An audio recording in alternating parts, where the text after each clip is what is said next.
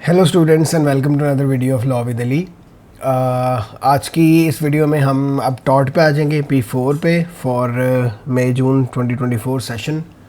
और इसके लिए मैंने आपको एक बहुत इम्पॉर्टेंट बात उससे पहले सबसे पहले मैं ये बता दूं कि बस because most of the time अक्सर लोग पूरी वीडियो नहीं देखते, तो जो सबसे इम्पॉर्टेंट बात है वो ये है कि टॉट के लिए आपको ये पता होना चाहिए कि इसका जो सेक्शन ए है ज़रूरी नहीं है कि उसका जो सिनेरियो हो वो एक चैप्टर से ही हो। इसका सिनेरियो एक पूरे यूनिट से भी हो सकता है और इसके सिनेरियो में डिफरेंट यूनिट्स भी इकट्ठे हो सकते हैं।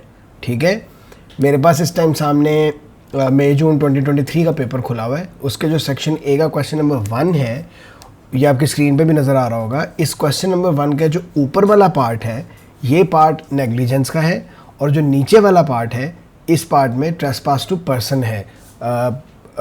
असॉल्ट बैटरी और ट्रेसपास टू पर्सन वाला जो यूनिट है टॉट अगेंस्ट पर्सन वो वाला है। ठीक है, तो अब ये यूनिट्स जो हैं मतलब ये बहुत दूर दूर हैं बुक में। जो नेग्लिजेंस का यूनिट है वो फर्स्ट यूनिट है और जो ट्रेसपास टू पर्सन है वो थर्ड यूनिट है आपका। तो मतलब it sounds very strange but इसमें ऐसा है। कॉन्ट्रैक्ट में ऐसा नहीं होता, बट कॉन्ट्रैक्ट में अगर बहुत ज़्यादा कोई हो भी तो एक यूनिट से मल्टीपल एलिमेंट्स उसके अंदर आ जाते हैं। बट दो डिफरेंट इंटायरली डिफरेंट यूनिट से एक ही क्वेश्चन बनना ये कॉन्ट्रैक्ट में ऐसा नहीं है, लेकिन टॉट में ऐसा होता है।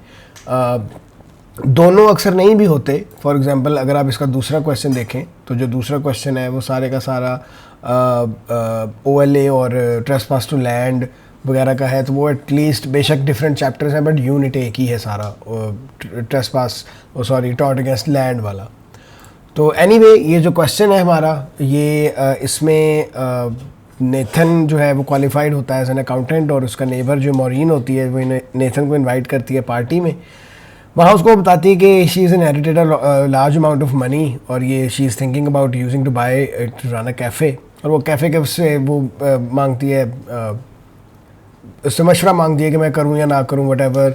तो नेथन जो है वो अकाउंट्स को देखता है क्विकली और कहता है कि ठीक है कैफ़े प्रॉफिटेबल है, तो मॉरीन कैफ़े ख़रीद लेती है। 6 मंथ्स के बाद जो कैफ़े है वो प्रॉफिट नहीं बना पाता पूरे 6 मंथ, और वो कंसल्ट करती है एक बिज़नेस एडवाइज़र को जो उसे बताता है कि जो अकाउंट्स हैं वो तो बने ही नहीं है प्रॉफिट के लिए और इस कैफ़े को तो प्रॉफिट हुआ ही नहीं है फॉर सेवरल ईयर्स, तो आपने क्यों ले लिया प्रॉफिट। मॉरीन जो है वो she is force to close the cafe और बहुत सिग्निफिकेंट फाइनेंशियल लॉस उसको होता है। अब उसकी सारी इनहेरिटेंस भी लूज़ हो जाती है कैफ़े में, तो मॉरीन बहुत एंग्री होती है नेथन पे। और एक इवनिंग में मॉरीन जो है वो she is walking outside and sees Nathan, she stands in his way और वो कहती है कि that he can not pass until he admits fault for her financial loss. Nathan moves towards her shouting get out of my way और I will make you move. तो Maureen जो है वो रिफ्यूज़ करती है टू मूव और Nathan उसको push करता है। Maureen falls and breaks her wrist. तो अब इसमें नीचे लिखा हुआ है कि एडवाइस करें पार्टीज़ को their rights, responsibilities and potential remedies. अब ऑब्वियसली सब जो अब इसको हम ये 2 इश्यूज़ इसमें आइडेंटिफाई हुए हैं। ऊपर वाले को हम अलग से लेके चलेंगे और नीचे वाले को अलग से लेके चलेंगे। ऊपर वाले का knowledge and understanding analysis and application और इवैल्यूएशन अलग होगी, नीचे वाले का knowledge and understanding analysis application और इवैल्यूएशन अलग से होगी। ये भी बात याद रखिएगा कि अगर 2 अलग अलग मसले हैं तो उनकी दोनों चीज़ें भी अलग अलग ही होंगी।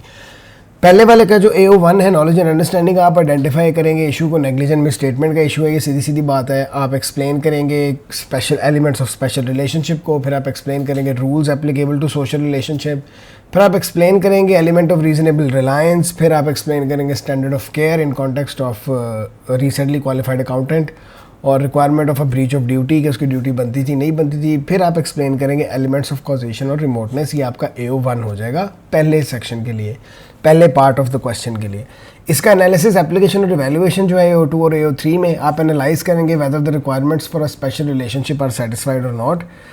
फिर आप असेस करेंगे कि whether the duty was breached, और फिर आप असेस करेंगे कि whether the breach cause the damage, causation भी देखेंगे आप इसमें है कि नहीं, और फिर आप देखेंगे कि कंसिडर करेंगे पॉसिबल डिफेंसेस और रेमेडीज़ क्या होंगी। ये तो ऊपर वाला पोर्शन है। अब आप ये बात नोट कीजिएगा, ये भी बात बहुत इंपॉर्टेंट है जानना कि सिनेरियो क्वेश्चन में अगर आप इस साइड पे भी चले जाएं और लॉजिकल एक्सप्लेनेशन दे के कहें कि ही इज़ लायबल, या आप दूसरी साइड पे चले जाएं और लॉजिकल एक्सप्लेनेशन और केस लॉस दे के कह दें कि ही इज़ नॉट लायबल, तो वो दोनों ही एक्सेप्टेबल होते हैं, दोनों को क्रेडिट मिल जाता है। आपकी लॉजिक ठीक होनी चाहिए। अब हम दूसरे पॉइंट पे आ जाते हैं, जो नेथन और मॉरिन का कन्फ्रंटेशन हुई है उसमें नॉलेज एंड अंडरस्टैंडिंग में जारी बात है ट्रेसपास टू पर्सन बनेगा। आप एक्सप्लेन करेंगे ट्रेसपास टू पर्सन क्या होता है, एलिमेंट्स आप बताएंगे कि फॉल्स इंप्रिजनमेंट के एलिमेंट्स क्या है, असॉल्ट क्या होता है, बैटरी क्या होता है। जैसे मैंने आपको पहले बताया कि नॉलेज एंड अंडरस्टैंडिंग में आपने सिर्फ एग्जामिनर को ये बताना है कि मुझे समझ आ गई कि इसमें मसला क्या है, इसमें ये मसला है। फिर आप आइडेंटिफाई करेंगे कोई रेलिवेंट डिफेंसेस या पॉसिबल रेमेडीज़ उनके पास हैं कि नहीं। एनालिसिस, एप्लीकेशन और इवैल्यूएशन में आ जाएंगे तो आप एनालाइज करेंगे सबसे पहले कि whether false imprisonment has occurred. फिर आप देखेंगे कि असेस करेंगे कि whether an assault was committed और नॉट कमिटेड। और फिर आप असेस करेंगे कि बैटरी हुई है कि नहीं हुई। और फिर आप असेस करेंगे the extent of loss which may be recoverable in this scenario. और जितने भी आप केस लॉस वगैरह इसको सपोर्ट में देना चाहें आप दे सकते हैं। जो दूसरा वाला कन्फ्रंटेशन वाला पार्ट है वो तो सीधी असॉल्ट भी है, बैटरी भी है, उसमें फॉल्स इम्प्रिजनमेंट भी है, क्योंकि उसके केस लॉज आपको मिल जाएंगे। और like you get to know कि मैं ये क्यों कह रहा हूँ, क्योंकि ऑब्वियसली फॉल्स इम्प्रिजनमेंट के लिए ये ज़रूरी नहीं है कि वो 4 दीवारी हो। आप किसी खड़े हुए बंदे को भी अगर कहेंगे you don't have you can move और उसको थ्रेट करें तो फॉल्स इम्प्रिजनमेंट हो जाती है। और इमीडिएट बैटरी का थ्रेट हो तो असॉल्ट भी हो जाता है, और बैटरी तो उसमें हुई है, उसने उसको धक्का दिया, वो गिरी भी है, उसको चोट भी लगी है। तो this is how you're gonna do it. Taught के लिए थोड़ा सा टेक्निकल होना पड़ेगा आपको, और टॉट के लिए आपको माइंड में ये रखनी पड़ेगी बात कि अगर एक सिनेरियो आया तो उसके अंदर 2 चैप्टर्स, क्या 2 अलग अलग यूनिट से भी एलिमेंट्स हो सकते हैं, चैप्टर्स तो बहुत दूर की बात है।